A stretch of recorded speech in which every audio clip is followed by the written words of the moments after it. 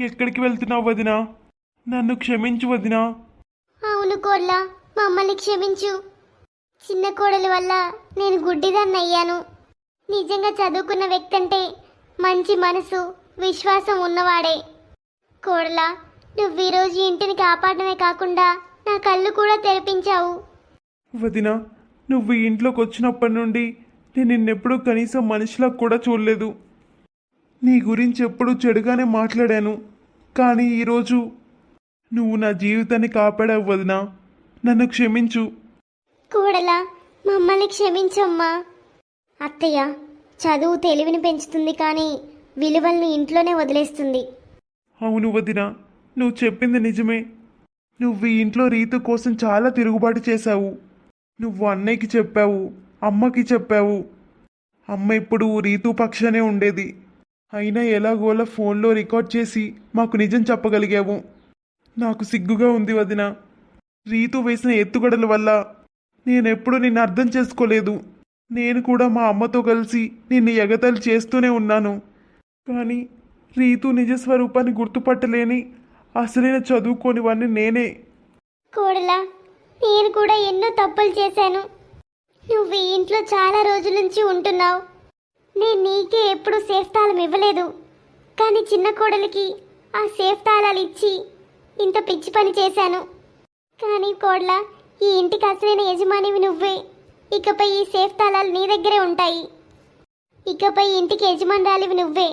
చదువు అంటే డిగ్రీ కాదు, కుటుంబాన్ని కలిపుంచడం. అది నువ్వు చేశావు. అత్తయ్య, ఈ ఇంటికి యజమానురాలిగా నువ్వే ఉంటావు. నాకు ఆ తాళాల మీద ఎలాంటి ఆశ లేదు. కానీ నాకు కొంచెం బాధగా అనిపించింది అత్తయ్య. ఎప్పుడు ఏ బాధ్యత అయినా సంతోషంగా నా మీద పెట్టే అత్తయ్య ఈరోజు రీతు రాగానే అత్తయ్య అంత పెద్ద బాధ్యతను తన భుజాల మీద వేసింది. దాని గురించి ఆలోచిస్తేనే నాకు చాలా బాధగా ఉంది. మా అత్తయ్య అలాంటి దాని ముందు నన్ను అవమానించింది. అందుకే నాకు బాధ వేసింది. అంతేగాని ఇంకేమీ లేదు. కోడలా, నేనేం చేయగలను? నాకు మొదటి నుంచి ఆడంబరం, వైభవం అంటే పిచ్చి. కానీ ఈరోజు నాకు ఆడంబరం, వైభవంలోనే ఏదో తప్పు ఉందని అర్థమైంది. అమ్మా, చిన్న కోడల్ని పోలీసులు ఎందుకు అరెస్ట్ చేసి తీసుకెళ్తున్నారు? తనకి అదే సరైన శిక్ష. ఏంటమ్మా? పెద్ద కోడలు తెలివితేటల వల్ల మన కుటుంబం ఈరోజు ఇలా ఉంది.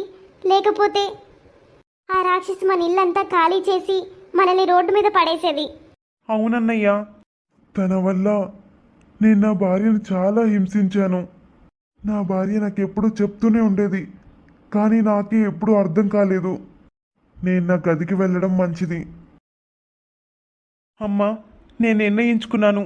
ఇకపై నా మీద నేను దృష్టి పెడతాను. నేను ఇకపై ఆడంబరాలకి మోసపోను. చిన్న, జరిగిందేదో జరిగిపోయింది. వాటన్నింటినీ వదిలే. అయినా నువ్వెందుకు ఒక అమ్మాయి వెంట పడుతున్నావు?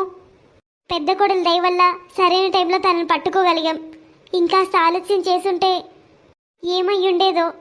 నాకు చాలా సంతోషంగా ఉంది. పెద్ద కొడలు మనందరినీ కాపాడింది. ఇప్పుడు నా మీద నాకే పూర్తిగా నమ్మకం పోయింది. వదిన కళ్ళల్లోకి చూసే ధైర్యం నాకు లేదు. కానీ ఇంకా దీని గురించి నాకు చాలా బాధగా ఉంది. రీతు చాలా మోడర్న్ అమ్మాయిని గొప్పలు చెప్పుకుంటూ వదిన అమాయకత్వాన్ని ఎగతాళి చేసేవాణ్ణి. ప్రేమ విషయంలో ఎంత పెద్ద తప్పు చేశానో. లేదు, ఈ అమ్మాయి వల్ల నాకు జరిగింది చాలు. ఇకపై ఇలాంటి వాళ్ళ వెంట పడాలని నేను అనుకోవట్లేదు. నేను ఒక కెరీర్ నిర్మించుకోవాలి. కోడ్లా, నా చిన్న కొడుకు ఇంట్లో ఉంటున్నట్లే అనిపించట్లేదు. వాడు ఉదయం ఎప్పుడు నిద్రలేస్తున్నాడు, ఏం చేస్తున్నాడు, నాకేమీ అర్థం కావట్లేదు. నా కొడుకుని చూస్తే నాకు చాలా బాధగా ఉంది కోడ్లా. ఇప్పుడు మనం ఏం చేయగలం అత్తయ్య? మరిది ఇప్పుడు పూర్తిగా తన కెరీర్ మీద దృష్టి పెట్టాడు. అలాగే కానివ్వండి. అంతగా ఎందుకు ఆలోచిస్తున్నారు? ఇంతకు ముందులా అతను తప్పుడు ఫ్రెండ్స్తో లేడు. అవును కోడ్లా, నేను గమనిస్తున్నాను. వాడు ఉదయాన్నే త్వరగా లేచి నైట్ లేట్గానే ఇంటికి వస్తున్నాడు. ఇప్పుడు అతన్ని అలాగే వెళ్ళనివ్వండి అత్తయ్య. అతన్ని కష్టపడి పని చేయనివ్వండి. అతను కష్టపడి పని చేయకపోతే ఇంట్లో కూర్చొని బాధపడుతూ ఉంటాడు. అతను బాధపడాలని మీరు కోరుకుంటున్నారా? లేదు కోళ్ళ, నా కొడుకు బాధపడాలని నేను ఎప్పుడూ కోరుకోను. నాకు చాలా సంతోషంగా ఉందిరా. మీ అన్న తమ్ములిద్దరూ మీ కుటుంబ వ్యాపారాన్ని ఇంత దూరం తీసుకొచ్చినందుకు. అమ్మా, ఇదంతా తమ్ముడు ఆలోచనే, నాది కాదు. వాడు చెప్పినట్లు చేశాను. నాకైతే చాలా సంతోషంగా ఉంది. కానీ నేను నీతో ఒక విషయం గురించి మాట్లాడాలి. చెప్పమ్మా. చిన్నోడి పెళ్లి గురించి చాలా బాధగా ఉంది. నేనెప్పుడు పెళ్లి గురించి వాడితో మాట్లాడదామనుకున్నా వాడు కనీసం దాని గురించి మాట్లాడాలనుకోవట్లేదు, ఒప్పుకోవట్లేదు. ఇప్పుడు మనమేం చేయగలమమ్మా? వాడికి అస్సలు అర్థం కావట్లేదు. నేను వాడికి వివరించడానికి కూడా ట్రై చేశాను, కానీ వాడు ఏమాత్రం అర్థం చేసుకోవట్లేదు. అత్తయ్య, మరిదికి కొంచెం టైం ఇవ్వండి. చివరికి అతనికి అర్థమవుతుంది. ఆ తర్వాత మాట్లాడదాం. అంత తొందర ఏంటి అత్తయ్య? మరిది గురించి మీరు భయపడేంత చిన్నపిల్లాడేం కాదులే. తొందరపడితే తప్పులే జరుగుతాయి. అవును కోర్లా, మనం చూసాం కదా. సరే కోర్లా, నీ ఇష్టం. చూస్తూ చూస్తూ ఇన్ని సంవత్సరాలు గడిచిపోయాయి, కానీ నా కొడుకు మాత్రం మునుపట్లా మారలేదు. ఒకప్పుడు ఉల్లాసంగా నిశ్చింతగా ఉండేవాడు, ఇప్పుడు అలా లేడు. ఆ దుర్మార్గురాలు నా కొడుకు సంతోషాన్ని లాక్కుపోయింది. వాడు రోజంతా గదిలో ఒంటరిగా కూర్చొని ఆలోచిస్తూనే ఉంటాడు. వాడిని చూస్తుంటే నా గుండె తరుక్కుపోతుంది. వాడు మనసులో ఏం ఆలోచిస్తున్నాడో నాకు తెలియడం లేదు. బాధ దిగమింగుకోవడానికి కెరీర్ మీద దృష్టి పెట్టాడు, కానీ వాడి గురించి వాడు ఆలోచించుకోవట్లేదు. అత్తయ్య, ఇక్కడేం ఆలోచిస్తున్నారు? ఆలోచించకపోతే ఇంకేం చేయగలను కోళ్ళ? నా చిన్న కొడుకు ఎంత బాధపడుతున్నాడో నీకు కనిపించడం లేదా? వాడు మళ్ళీ పెళ్లి చేసుకోవడానికి ఒప్పుకోవట్లేదు. కంగారు పడకండి అత్తయ్య, అతనికి కొంచెం టైం ఇవ్వండి. ఇంకెంత టైం ఇవ్వాలమ్మా? ఇప్పటికే సంవత్సరాలు గడిచిపోయాయి. నా కొడుకు సంతోషకరమైన జీవితం గడపాలని నేను కోరుకోనా? అది చూడకుండానే నేను దేవుడి దగ్గరికి వెళ్ళిపోతానేమో. అత్తయ్య, ఏం పిచ్చివాగుడు వాగుతున్నారు? మీకు ఇప్పుడు ఏమైంది? కొన్ని రోజులు ఆగితే మరిదే ఒప్పుకుంటాడు. బాధపడకండి. మనందరం కలిసి ఒప్పిస్తే ఒప్పుకుంటాడు. లేదు కోడ్ల, వాడు ఒప్పుకోడు. నేను ఎన్నోసార్లు ప్రయత్నించాను, కానీ వాడు ఒప్పుకోవట్లేదు. ఆ ప్రస్తావన కూడా నా దగ్గర తీసుకురావద్దని చెప్తున్నాడు. అత్తయ్య, నువ్వు బాధపడకు. జరగాల్సింది జరుగుతుంది. ఎందుకంత టెన్షన్ తీసుకుంటున్నారు? ఇంతకుముందు ఇలాగే బలవంతం చేసినప్పుడు ఏం జరిగిందో చూశారు కదా. బయట నుంచి ఎవరో అమ్మాయిని పెళ్లి చేసుకుని ఇక్కడికి తీసుకొచ్చాడు. అందుకే కొంచెం ఆగండి అత్తయ్య, మీరు బలవంత పెట్టకండి. సరే కోడ్లా, పదండి భోజనం చేద్దాం. వాళ్ళిద్దరూ మీకోసం ఎదురు చూస్తున్నారు. సరే పద. అత్తయ్య, పొరపాటును కూడా ఈ పెళ్లి ప్రస్తావన తీసుకురావద్దు. సరే. అత్తయ్య, మీరు చిన్నత్తయ్యతో ఎందుకు మాట్లాడలేదు? నేనేం చెప్పగలను కోడ్లా? తను పాత గాయాల్ని రేపుతుంది. అందుకే నాకు ఎవరితోనూ మాట్లాడాలనిపించట్లేదు. ఇదేంటి అత్తయ్య, ఏమైంది మీకు? ఎందుకు మీరెప్పుడు ఇలా దిగాలుగా కూర్చుంటారు? మరిదికి ఈరోజు కాకపోతే రేపైనా పెళ్ళవుతుంది కదా. మరి మీరెందుకు అంత టెన్షన్ పడుతున్నారు? బయటికి వెళ్ళండి అత్తయ్య. మీ ఫ్రెండ్స్ని, ఇరుగు పొరుగు వాళ్ళని కలవండి, వాళ్ళతో మాట్లాడండి. అప్పుడే మీకు బాగుంటుంది. ఇలా ఇంట్లో కూర్చోవడం వల్ల ఏమొస్తుంది? అత్తయ్య, మరిది కంటే నువ్వే ఎక్కువగా బాధపడుతున్నావు. అలా ఏం లేదు కోర్లా. నా కొడుకు బాధగా ఉన్న మొహం చూస్తే నాకు కూడా చాలా బాధగా అనిపిస్తుంది. వాడు చిన్నప్పటి నుంచి చాలా అల్లరివాడు. మనసులో ఏదుంటే అది అనేస్తాడు. కానీ ఇప్పుడు చూడు, ఈ 2-3 ఏళ్ల నుంచి వాడు ఒక్క మాట కూడా మాట్లాడట్లేదు. ఆ అమ్మాయి చేసిన ద్రోహానికి నా కొడుకు జీవితం నాశనమైంది. రఘు, వదినా. వచ్చిలా కూర్చో. లేదు వదినా, నాకు టైం లేదు. నేను రూమ్కి వెళ్తున్నాను. ఏంటి రఘు, కాస్త కూర్చో. ఇంతకుముందు మా దగ్గర కూర్చొని నా తప్పులు బాగా ఎత్తి చూపించేవాడివి కదా. ఇప్పుడేమైంది నీకు? లేదు వదినా, అలాంటిదేమీ లేదు. లేదా? అయితే కూర్చో మాతో. చెప్పు, ఈరోజు లంచ్కి ఏం చేయమంటావు? ఈరోజు నీకు ఏది ఇష్టమైతే అదే చేస్తాను. వదినా, నీకేది నచ్చితే అది చెయ్యి. నువ్వేది వండినా బానే ఉంటుంది. చిన్న వదిన అంత సంతోషంగా అడుగుతుంటే చెప్పొచ్చు కదా నువ్వేం తినాలనుకుంటున్నావో. ఏదైనా పర్వాలేదు. నన్నెందుకు ఇబ్బంది పెడుతున్నారు? చిన్న, ఎవరో ఒకరు మోసం చేస్తే దాని అర్థం ప్రపంచమంతా మోసగాళ్ళేనా? అమ్మా, ఒకసారి నా ఇష్టంతో పెళ్లి చేసుకొని మోసపోయాను. ఇప్పుడు నాకెవరి మీద నమ్మకం లేదు. ఇప్పుడున్న ఐఫై జీవితాలు, చదువుకున్న అమ్మాయిలంటేనే నాకు చాలా భయంగా ఉందమ్మా. ఇప్పుడు నాకు పెళ్లి చేసుకోవాలని లేదమ్మా. నేను చెప్తున్నాను కదా. రఘు, ఒక్కసారి తప్పు జరిగితే నువ్వు దాని గురించే ఇంకా ఆలోచిస్తున్నావా? పెళ్లి చేసుకునంటే సరిపోతుందా? అమ్మాయిలందరూ ఒకేలా ఉండరు. ఆ రీతు ఒక మోసగత్తే. తను అందరినీ మోసం చేసింది. అందులో నిన్ను కూడా చేసింది. మరి నువ్వెందుకు ఇంకా అంత బాధపడుతున్నావు? అవును చిన్న, వదిన చెప్పింది నిజమే. ఇక నువ్వు కూడా నీ జీవితంలో ముందుకు సాగాలరా. ఎందుకు ఒకే చోట ఆగిపోయావు? ఇలా ఉంటే నీ జీవితంలో నువ్వేం సాధించగలవు? చూడు చిన్న, ఇలా ఉంటే నాకు అస్సలు నచ్చడం లేదు. ఇంతకు ముందులా తిరిగి మారు. నువ్వు ఇలా దిక్కుతోచని స్థితిలో బాధపడుతూ ఉండడం నాకు ఇష్టం లేదు. అమ్మా, నాకు చేయాల్సిన పని చాలా ఉంది. నేను వెళ్తున్నాను. చూడు కోళ్ళ, మాట మార్చి ఎలా వెళ్ళిపోయాడు. చూస్తున్నాను అత్తయ్య. అన్నట్టు అత్తయ్య, చెప్పడం మర్చిపోయాను. మా మామయ్య వాళ్ళ ఫ్రెండ్ కూతురికి ఇక్కడ పోస్టింగ్ వచ్చిందంట. తనకి క్వార్టర్స్ దొరకడానికి టైం పడుతుందంట. తనని కొన్ని రోజులు మన ఇంటికి పిలవనా? సరే కోర్ల, పిలువు. దాంట్లో ఏం సమస్య? సరే అత్తయ్య, నేను వెళ్ళి వంట చేస్తాను.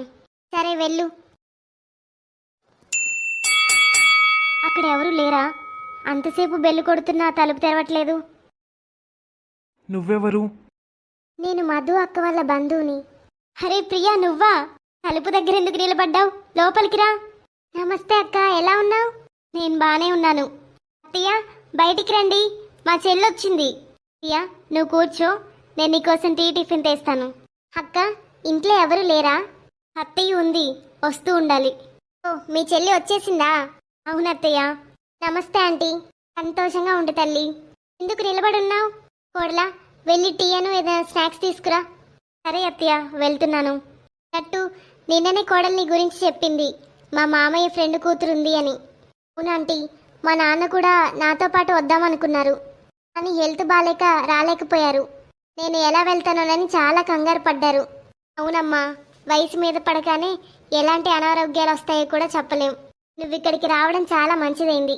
అవునాంటీ, మిమ్మల్ని కలవడం నాకు కూడా చాలా సంతోషంగా ఉంది. అక్క, వచ్చావా ప్రియా? అవునక్క, ఈరోజు ఆఫీస్ చాలా బాగా అనిపించింది. అయితే నువ్వు అత్తయ్యతో పాటు కూర్చో, నేను నీకోసం టీ తెస్తాను. అయ్యో వద్దు వద్దక్క, నేను ఇక్కడ కూర్చోడానికి రాలేదు. నేను 2 రోజులుగా అలాగే కూర్చుంటున్నాను. ఇప్పుడు నేను కూడా నీతో పాటు వచ్చి టీ చేస్తాను. అయ్యో ప్రియా, నువ్వేమో ఆఫీస్లో పనిచేసి అలసిపోయి ఉంటావు. ఇక వెళ్ళి అత్తయ్య దగ్గర కూర్చో, అత్తయ్య కూడా మంచిగా అనిపిస్తుంది. అక్క, నేను ఆల్రెడీ ఆంటీ దగ్గర కూర్చొనే వచ్చాను. ఆంటీకి టీ తీసుకుని వస్తానని చెప్పాను. ఆంటీ వెయిట్ చేస్తున్నారు. సరే అయితే, నువ్వు వినేలా లేవు. పద.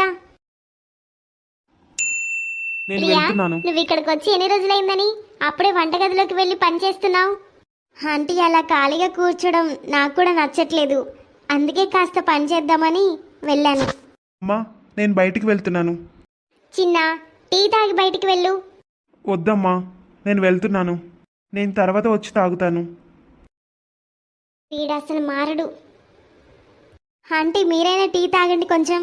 అమ్మా ప్రియా, నువ్వేం ఫీల్ అవ్వకు. నా చిన్న కొడుకు అంతే, అలా అని వాడు చెడ్డవాడు కాదు. అయ్యో లేదంటీ, నేనేం ఫీల్ అవ్వలేదు. అతనికి ఏదో పని గుర్తొచ్చింది, అందుకే వెళ్ళిపోయాడు. దాంతో నాకేం ప్రాబ్లం లేదు. లేదమ్మా, నువ్వు చాలా ఇష్టంతో టీ స్నాక్స్ తయారు చేశావు. మా అబ్బాయి కూడా ఇక్కడే కూర్చున్నాడు.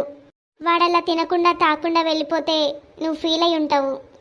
అయ్యో లేదంటీ, మీరలా ఏమనుకోకండి.